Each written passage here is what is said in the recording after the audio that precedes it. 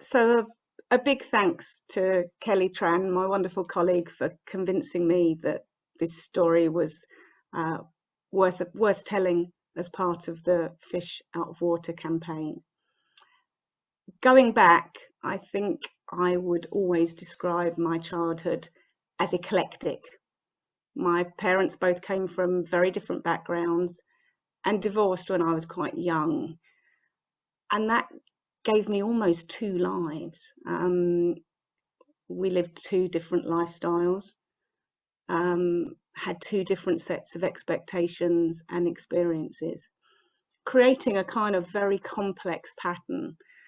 Added to that, or maybe because of it, I was state educated, but then went to Oxford on a scheme for state educated London pupils who wanted to study politics, philosophy, and economics. It was the most amazing experience, but one that at times felt slightly surreal.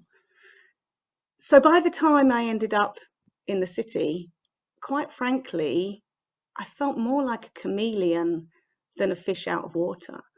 There were lots of experiences that I'd had in my life, and I got fairly adept at pulling the relevant experience out and mirroring back to people the behavior that I thought they expected. And there's no doubt that that was one of the things that helped me early on in my career.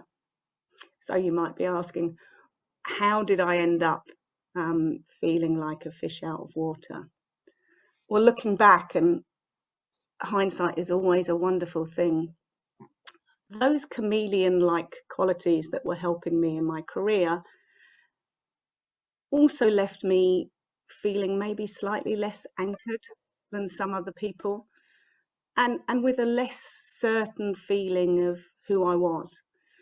And whilst that helped at work to an extent, it definitely made romantic relationships and significant relationships more challenging. And so by my mid-30s, with two lovely but very young children, I found myself in an abusive relationship. It's very difficult to describe, almost inexplicable, how embarrassing and even shameful that can feel. You're aware that you are a successful woman who takes, quite frankly, no nonsense at work and stands up for herself and works hard. How do you explain to people that you voluntarily walk back into a place where you are mentally and physically at risk and you don't know when you're going to be hurt or abused? Added to that, that undermines your mental stability, which doesn't help. So one of the problems is that because you're not totally in control of your own actions, you become slightly less reliable. And that particularly feels bad in a work context because we're very success orientated in this industry. It's about achieving goals. So you feel very conscious of the fact that you're having to work hard to hold it together. You become a bit more secretive because you don't want to admit that actually it's hard right now. And in general, you just start holding yourself so tight that you end up giving vibes, which is stay away, don't ask. And so ironically, when you most need people's help, you end up leaning out and leaning away from people, and confused and worried about doing the wrong thing. Most people end up leaning away from you. I was very lucky. I had a small group of people, friends and family, but also one especially good colleague and a couple of industry friends. And with their help, I was able to remove myself from the situation and my boys, and to make a new life for ourselves. But I remind myself every day of how hard it must be for others without the income that I had, without work, and without that group of supporters to do anything.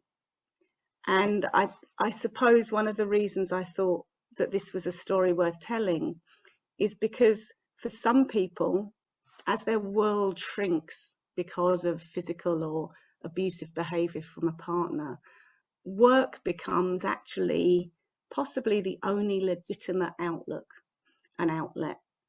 And we as an industry need to stay open-minded to the fact that some of our colleagues may be going through those experiences, and we need to try and lean in to ask that question, not to judge, but just to be there as somebody to listen to and to help support and let people talk about the plans that they have and how they might deal with them. I'd love to say that immediately after this, I went back to feeling at home and like my old self, but that wouldn't be entirely true. Actually, it's always quite difficult to admit that your home life isn't as wonderful as other people might feel theirs is. I think human nature is to instinctively trust people who have successful personal relationships more, because it's like a badge of approval or a certificate. And as my career went from strength to strength and I got older and a little more senior, I actually found that I spent more and more time with people who had successful, long-standing partnerships out of work. Not surprisingly, this is a demanding industry, and having a successful partner is an important factor in success. But I think we all have to remember that it can be hard for the divorced or the single parent or the bereaved or the intentionally single to feel included. That sometimes for good intentions people brush over. They don't really ask a question. Good weekend, said whilst passing, at the coffee shop, probably isn't going to get the response you want from somebody whose life is a little bit more complicated than yours. So I think we all need to kind of make an effort to make sure people feel included. Where do I go now? I think I'm one of the luckiest people in the world. I have 2 wonderful children, a wonderful home and community that I live in, and a great job. Kelly asked me to think about my advice to others as part of this campaign. And I suppose when I look back, I think there is a balance to be had. It is good to be that chameleon. We all want to be empathetic with people, and empathy is partly about walking in other people's shoes and emphasizing commonality.